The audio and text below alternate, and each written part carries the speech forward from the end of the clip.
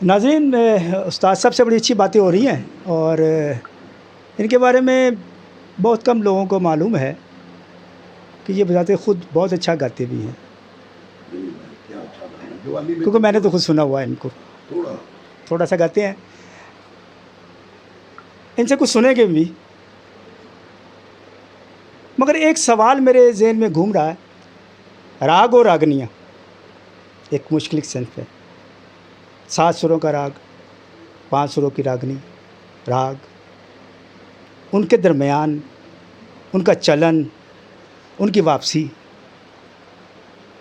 ये जो क्लासिकल घराने हैं ना, जो गाते हैं, वो अपने बड़ों से सीखते हैं। मगर इनका कमाल ये है कि इन्होंने खुद सीखा, जाना और आगे ट्रांसफ़र किया। ये बहुत कम लोगों के पास ऐसा इल्म है। मैं इनसे एक सवाल करना चाहता हूँ।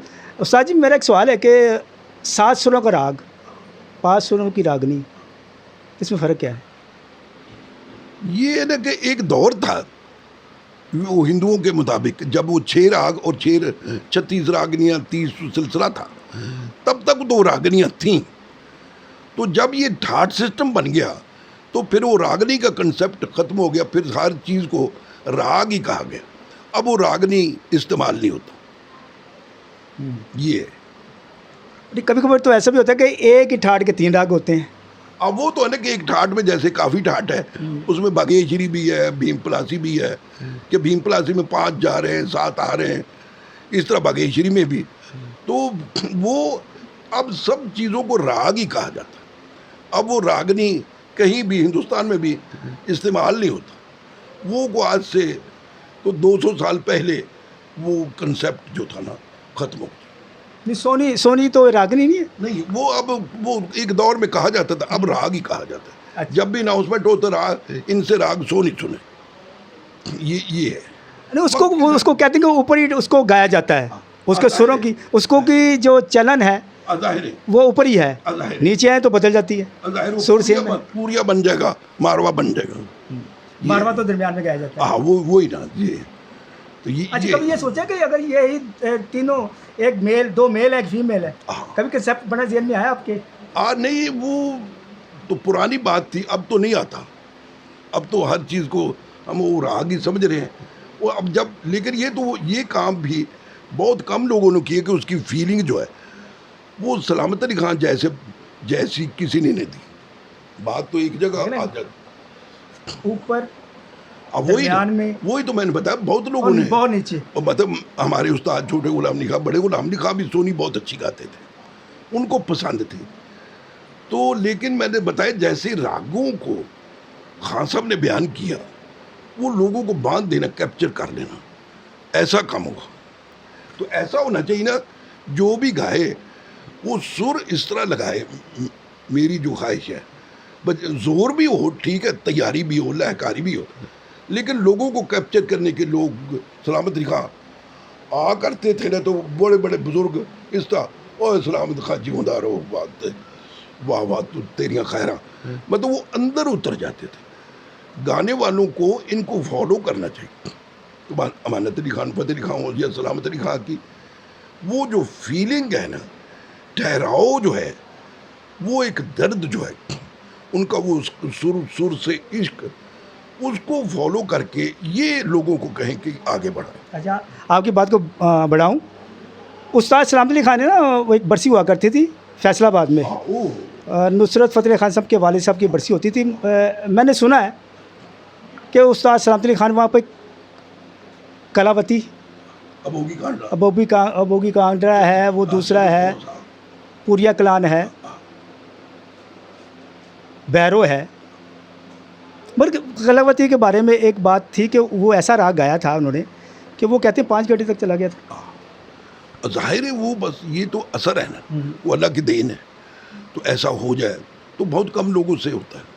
अच्छा उस्ताद जी, मुझे ये बताइएगा, आपके मुख्तलिफ स्टूडेंट्स हैं, मेल भी हैं, फीमेल भी हैं, आप समझते हैं कि कोई ऐसा स्टूडेंट आपका जो आपके काम को आगे लेके बढ़ाओ?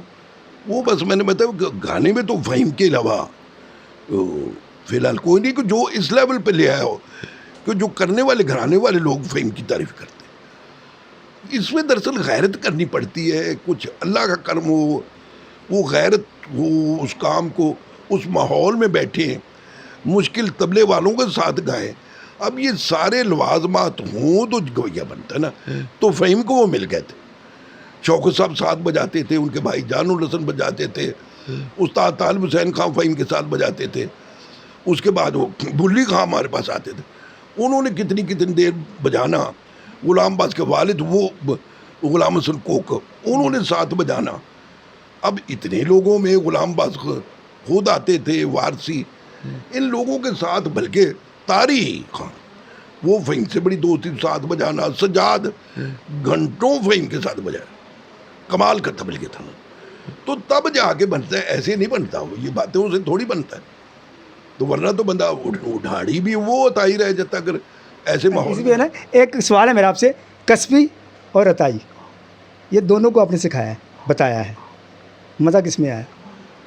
मज़ा तो फ़हीम तो बस है, बाकी कई कस्बी लोग भी थे आपके पास? वो उनको बताया, वो जल्दी याद करते थे, लेकिन वो बीच बीच में फिर कई बार अपने कामों में मसरूफ़ होकर इधर उधर चले गए, लग के नहीं किया लिया। हम तो चाहते हैं कोई ले ले। ये इसी सोच पर रखी थी, किताबें लिखी कि मैंने लोगों को बताना है ताकि लोग इसमें सीख सकें। अब मकसद तो यही था कि जो हमने बुज़ुर्गों से इकट्ठा किया है, वरना कुछ बुज़ुर्गों की किताबें मिल गई, कुछ हिंदी की किताबें, तो वो लोगों तक पहुंच जाए। जो अगर जिसमें जितना जितना शऊर हो वो जो उसमें से निकालते रहेंगे, तो ये चीज़ है। क्योंकि ये तो हल नहीं होता ना, थोड़े देर आग हल नहीं होते, तो इतना झंझट वो कैसे। लेकिन फिर भी कि दुनिया का माल दुनिया में रह जाए, वो हमने कागज़ पे लिख दी। स्टेज पे तो आपने गाया भी है? अब वो गाया, लेकिन अब नहीं गाया जाता, अब आवाज़ इस काबिल नहीं रहा। कुछ दिन पीछे बुखार से तबीयत ठीक नहीं रही, तो अब आवाज़ लोगों तक अच्छी ना पहुँचानी, ये नहीं अच्छा। वो मैं फिर किसी सिटिंग में सुना दूँगा। अच्छा, एक और सवाल मेरे ज़हन में उभर रहा है कि क्लासिकल की उस्तादी और स्कूल की टीचिंग ये सेम है?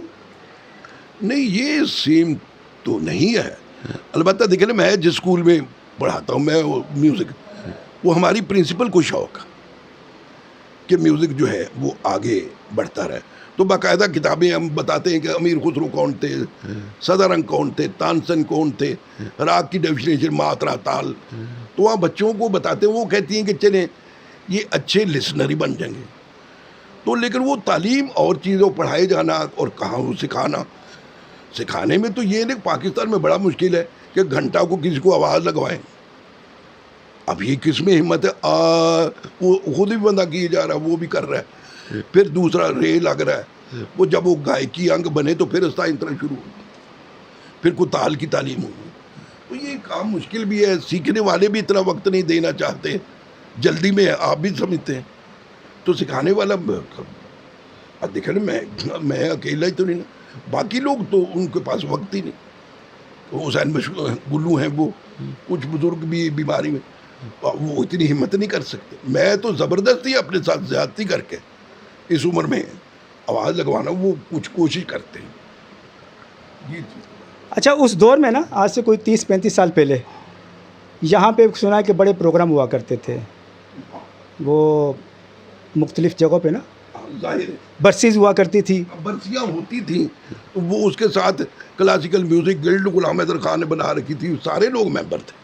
मतलब स्टेज सजाना, सब लोग इकट्ठे होते। अख्तर अली खान साहब की एक बार सिटिंग थी, तो सलामत अली खान साहब कहने लगे, भाई मेरे इंतज़ार करना, मैंने इस्लामाबाद से आना। बदर कबर गाए, गुलाम हैदर खान, अख्तर अली खान गाए, तो प्रोग्राम ख़त्म हो गया। तो खान साहब आके कहने लगे, यार 3 बंदे इतना लंबा नहीं गा सका, मैं तो घर सिर्फ स्वर मंडल पकड़ के तो इधर को आ गया हूँ। तो बड़ी सिटिंगें होती थी। अब लोगों में वो जज्बा भी नहीं ना। बदरुज़्ज़मान साहब 82 साल के करीब हो गए, गुलाम हैदर खान फौत हो गए, बाकी ये लोग जितने भी हैं, ये इनको चाहिए ना, नायाब इनाम है, चांद सूरज है, अकबर, ये लोग मिल के भी कहीं बैठ के करते रहे ना, तो काम सुनने वालों में भी फैलेगा। मतलब ये लोग आपस में मिलते गिलते नहीं, ये को हल ढूंढे। अब तो देखो बैठक थी गुलाम शबीर गुलाम जाफर की, गुलाम हैदर खां की शानदेह। मैं पहले बदर कमल के पास बैठता, फिर रॉयल पार्क वो हमने अलग बैठक बना, वहाँ तसद्दुक साहब ने आना, बाकी लोग आते थे। अब वो बैठक तो हमारी है उधर, तो हम इधर बैठे, वहाँ किसी ने आना ही नहीं, तो मैं फ़ायदा क्या, लोग इकट्ठे ही नहीं होते। तो उस दौर में क्या खास बात थी कि लोग इकट्ठे हो जाते थे? लोगों अच्छा, में- एक छोटा सा उसमें से एक और बात भी मुझे बताइएगा, थ्योरेटिकल और प्रैक्टिकल रागों की, जो प्रैक्टिकल है और थ्योरेटिकल है जो किताब के अंदर मौजूद है, सारे गा मा पा धा नी सा, ठीक है ना? अब सा रे गा मा पा धा नी सा, ठीक है ना? ये एक चल रहा है सिलसिला, ठीक है ना? जो क्लासिकल का एक अंग है, जब तक वो सुर में नहीं बैठेगा, बिल्कुल जब तक वो बेस में नहीं जाएगा, जैसे वो सीने से नहीं बोलेगा, तब तक उसको समझ में नहीं आएगी। बिल्कुल। मगर थ्योरेटिकल में तो ये लिखा हुआ है सा रे गा मा पा धा नी सा, ठीक है? अब उसके अंदर जो फंसा दिया हमने थ्योरेटिकल में, क्या आप समझते हैं कि वो जो आप नया स्टूडेंट जो आएगा सीखने के लिए, उसके लिए जो मुनासिब है?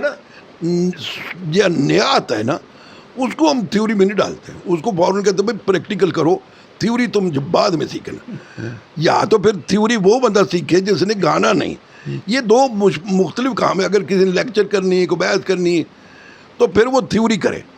गाने वाले को ज़्यादा थ्योरी में नहीं पढ़ना चाहिए, वो अपनी गायकी गाए, बुज़ुर्गों को सुने। अब तो रिकॉर्डिंग ही है ना, सुन के अपनाए, रियाज करे सुर का, तो फिर ही जाके बात बनती। दोनों अलग अलग काम है। अच्छा, एक और सवाल मैं आपसे करता चलूँ। कहा जाता है कि क्लासिकल नुसरत फ़तेह अली खान ने अपनी सग में फंसा दिया। नुसरत फ़तेह अली खान देखें, वो एक इतना बड़ा नाम है, ये बड़ी बात है कि नुसरत फ़तेह अली खान को आप जानते कि कब बुनियादी तौर पे कवाल थे, लेकिन उनको शौक़ बहुत था राग गाने का, राग इकट्ठे करने, उनके कई बार अस्ताइंतरे खुद बनाने मुख्तलिफ तालों में। चूँकि गले में फिरत कम थी, वो उन्होंने पलटा चढ़ा लिया, वो बड़ी लयकारी। और एक हर शख्स की तारीफ़ करना बेहतर है। नुक्स किसी में चाहे आप में मैं निकाल लूँ, आप मुझ में निकाल लें, तो वो बहुत लायक आदमी। ये चीज़ मैंने देखा, बड़े बड़े मुश्किल राग, बड़े बड़े मुश्किल। फिर मेरा सवाल वही आ गया, आजकल की जनरेशन जो लोग हैं ना, वो ये समझते हैं कि निशा से ये राग है। अब ये तो फिर तरीके से सीखे ना उस्तादों के पास बैठ के, तो फिर ये खुद ही ठीक हो जाए। बात तो यही है। उस्ताद शुरू में तो ये नहीं ना कराते थे, तो वो तो तहम्मुल से सुर लगवाते थे, फिर करना। सवाल है कि जो हमारे म्यूज़िकल डिपार्टमेंट है मुख्तलिफ यूनिवर्सिटीज़ में, वहाँ पे थ्योरेटिकल बंदा तो बैठा हुआ है, प्रैक्टिकल करने वाला बैठा है कोई नहीं। हिंदुस्तान में भी वो फेल हो गया, वो थ्योरेटिकल करा के ना वो गायक नहीं बने। अब वो उन्होंने भी शुरू कर दिया है कि स्टूडेंट को भी स्कॉलरशिप दें, टीचर को भी, और एक टीचर के पास बस एक ही हो, तब जाके बनता। एक मिसाल देता हूँ, पंजाब यूनिवर्सिटी में एक ऐसा बंदा बैठा है जो म्यूज़िक सिखाता है, थ्योरेटिकल तो उसको पता है, उसको यही पता है नी सा ये पता है, ये नहीं पता सारे का मापा निशा, ये नहीं उसको पता। तो वो आप जैसे उस्ताद जानते हैं, तो क्या किया जा सकता है? देखेंगे जिसका हाथ जहाँ पड़ जाए वो वहाँ लगे हुए, तो इसमें तो कुछ नहीं ना। नेशनल कॉलेज ऑफ आर्ट्स में भी क्लासें होती हैं, वहाँ भी पता नहीं कि वो कौन कैसे लोग सिखा रहे होते हैं। एक लड़का पखाव जब बजाता है वो आवाज़ लगवा रहा है, तो जब ये फिर इसका तो कोई हल नहीं ना। जिसके ज़्यादा ताल्लुकात हो, सोर्सेज हो, वो वहाँ लग जाता है। हमसाया मुल्क में तो ऐसे नहीं होता। वो नहीं होता ना, लेकिन हमारे यहाँ तो ऐसे ही जिसके ताल्लुकात हो। नहीं, क्यों ऐसा क्यों होता है कि ऐसा क्यों सोचा जाता है कि यहाँ पे हमने क्लासिकल को बर्बाद करना है कि आगे लेके जाना है? ये तो लोगों को परवाह ही नहीं, बर्बाद हो जाए जो मर्जी हो। ये तो चंद हम लोग हैं, हम इसको सहारा देने की कोशिश में, आप हमारा साथ दें, इसको बढ़ाएं, कुछ रियाज करें, और लोग भी ढूंढें जो रियाज करने वाले हों, तो हम इसको मिल के फिर बैठा करें, आप भी आया करें। नहीं, अब तो हुकूमत कोरोना खेल रही है। कोई नहीं, लेकिन हम तो बैठे ही ना, जैसे चंद लोग बैठे ही हुए हैं, तो आप आया करें उस दिन ताकि। नहीं, आपकी अकेडमी का एक मजमा तो लगता है। नहीं, कोई भी नहीं ना। अच्छा, आजकल कोई नहीं आ रहा? कोई भी नहीं, आ ही नहीं रहा। वो तो अभी तो बता ही रहे हैं ना, यही बात है ना। इकट्ठे करेंगे हम वैसे कुछ देर तक, फिर आपको भी फ़ोन करेंगे, आप भी आएँ। बड़ा अच्छा, बड़ा मज़ा आया उस्ताद जी के साथ। एक छोटा सा सवाल मेरे जहन में अभी वो रहेगा, वो मैं पूछना चाहता हूँ उस्ताद जी से। यूरोप में, अमेरिका में, हिंदुस्तान में, उनकी यूनिवर्सिटियों में वो उस्ताद बैठे हैं जो सारी सिनफ को जानता है, और क्लासिकल को तो बहुत अच्छे जानते हैं ना, उसको पता है कि मैंने ये जो बता रहा हूँ, मगर हमने यहाँ पे क्या किया है, वो उस्ताद साहब ने जी बिल्कुल ठीक कहा कि जो जिसकी सिफारिश होती है वही जाके वो हेड ऑफ़ द डिपार्टमेंट बन जाता है, जिसको यही पता है कि नुसरत फ़तेह अली खान ने नी सा सब फंसा दिया हुआ है। क्या वो क्लासिकल है? नहीं। इन जैसे लोगों ने बताया है क्लासिकल को, सिखाया है। इन्होंने सिर्फ बताइयों को नहीं बताया, इन्होंने क्लासिकल जानने वाले ख़ानदानों के बच्चों को भी बताया है। और जो बड़े लोग हैं, हमें इन जैसे उस्तादों की कदर करनी चाहिए जो हमारे यहाँ नहीं है। हमने सिर्फ क्लासिकल को ये समझा कि यार है कि ये कूड़ा ना काम में, हमने इसको कूड़ों को काम बना दिया कि नहीं, क्लासिकल एक ऐसी फील्ड है, वही कर सकता है, वही जानता है जो दिल में मोहब्बत रखता है। जाहिर है क्योंकि इसके बगैर तो ये आती ही नहीं है किसी को, ये तो अदब के साथ आती है, बिल्कुल। अदब के बगैर नहीं आती।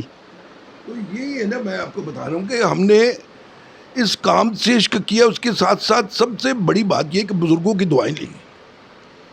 देखिए ना, हमारे बुज़ुर्ग जो थे कई पढ़े लिखे तो नहीं थे ना, देहातों में बैठे, उन्होंने क्या क्या काम बनाया, क्या क्या कुछ किया कि तबले की बात है तो मियाँ नबी बख्श कालरा एक छोटा सा कस्बा गुजरा, वो गतें बनाई कि दुनिया बजा रही। इसी तरह हमारे जो सबसे बड़े उस्ताद थे शौकत साहब के, तालिब हुसैन साहब के, अल्लाह रखा खां के, मियाँ कादिर बख्श, वो पढ़े लिखे तो नहीं थे, लेकिन दुनिया में सारे बड़े सगीर हिंदो पाक में बड़े बड़े राजा और नवाबों ने मेडल दिए मियाँ। तो इसी तरह देखे ना, सलामत अली खान साहब ने क्या काम किया, मानत अली फ़तेह अली, इन सब लोगों ने, पढ़े घरानों वालों ने, ग्वालियर घराने को देखे तो उमैद अली खान साहब के वालिद प्यारे खां, उनके बुजुर्ग जो बन्ने खान साहब देखे ना, क्या जज्बा था कि यहाँ अमृतसर के करीब नंगली नौशहरा है, ग्वालियर पहुँच गया दोस्तू खान से सीख, वो सिखाते नहीं थे, उधर जाके पता नहीं नौकर बन गए, वो एक दिन पकड़े गए, वो बाहर गए थे तानपुर से गायरों के लिए, फिर उन्होंने औलाद की तरह सिखाया, फिर आके पंजाब में ख्याल गायकी को फैला। बस एक जज्बा गैरत तो देखे ना कि किस तरह इतनी दूर चले गए। एक और छोटा सा रह गया, ख्याल गायकी की बात कर दी है उस्ताद जी ने।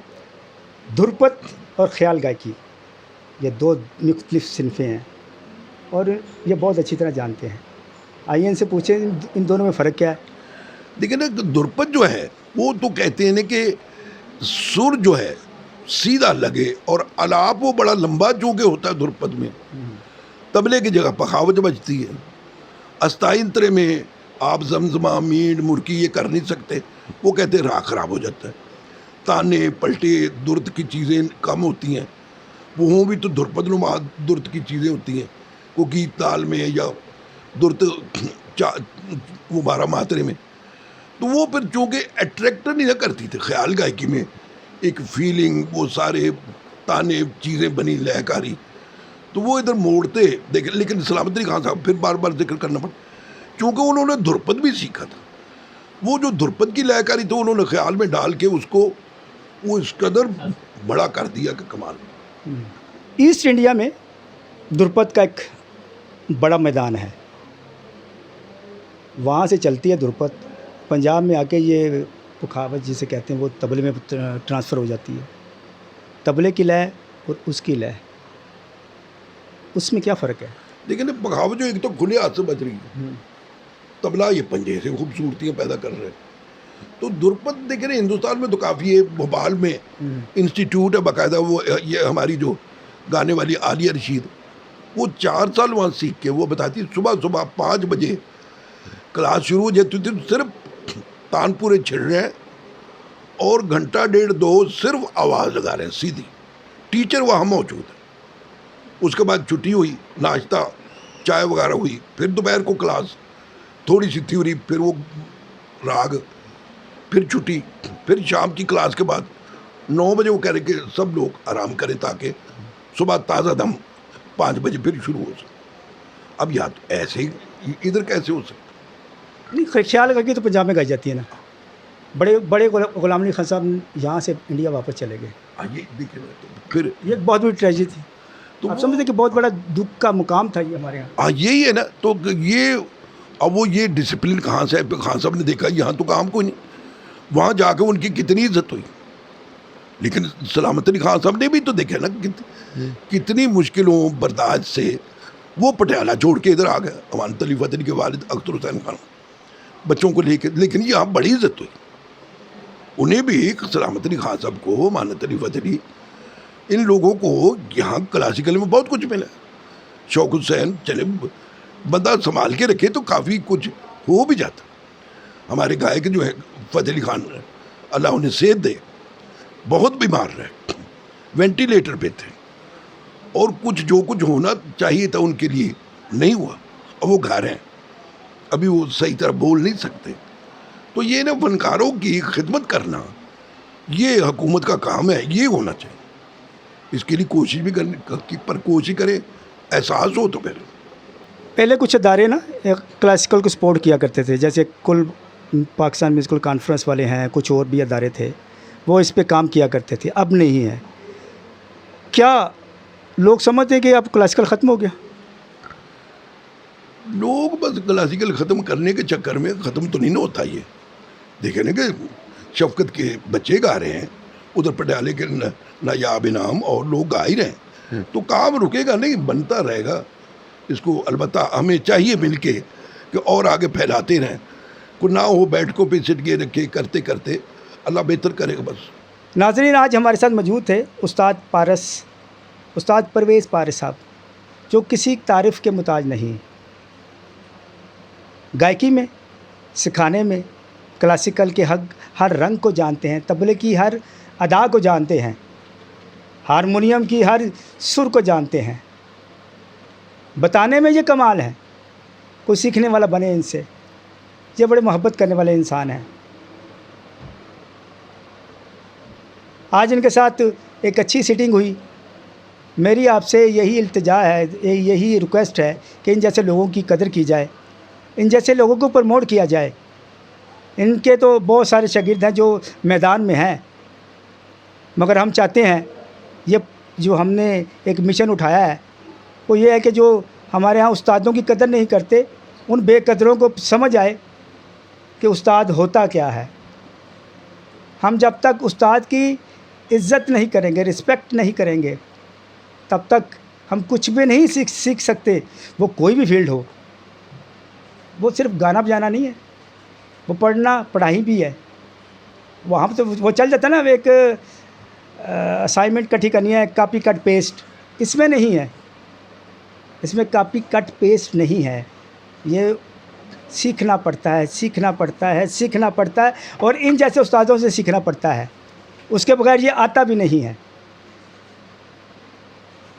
अपने दोस्त, अपने साथी सादत अली खान को पूरी टीम के साथ इजाज़त दीजिएगा। अगले नए एपिसोड के साथ मुलाकात होगी। मेरियां गल्लां याद करेंगी, फिर भी मैं तेनू याद आवांगा। शुक्रिया।